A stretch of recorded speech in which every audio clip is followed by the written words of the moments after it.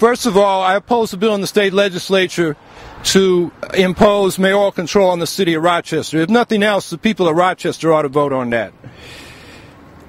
Every city where you've had these CEO models of control of public schools, whether it's state control in states like New Jersey and Newark and Pennsylvania and Philadelphia, California and Oakland, Missouri and St. Louis and Michigan and Detroit, or whether it's direct mayoral control like New York City, Boston, Washington, D.C., or Chicago, in every case, what has followed this CEO control is public school property privatization and the expansion of charter schools.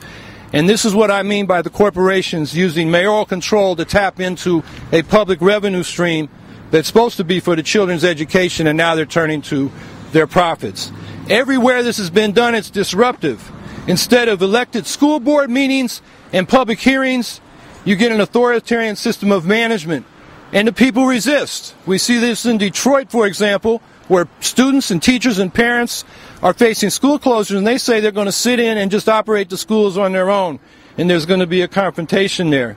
100 years ago, the progressive educational reform was to have elected school boards because the mayors were using their control of the school system to hand out administrative and teaching jobs to party hacks who are incompetent, and to hand out contracts to political cronies that were financing their campaigns.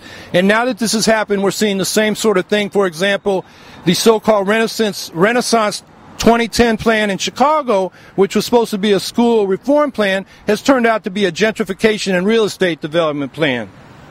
In order to close the achievement gap, the schools need full funding and the participation of the community, the students, the parents, and the teachers in providing motivation and support for the students. The best predictor of achievement is income background. So mayoral control has nothing to do with that. What we need is a bottom-up social movement to improve our schools, not top-down control by mayors.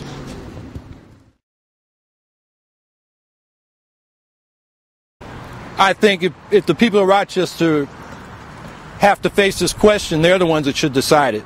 I don't think the state legislature should decide it for them. I mean, I would not make an effort to put it on the ballot because I think it's a bad idea. But if whatever the referendum process is here, which is probably, if it's like Syracuse City Council has to put it on, that's the way it should be decided.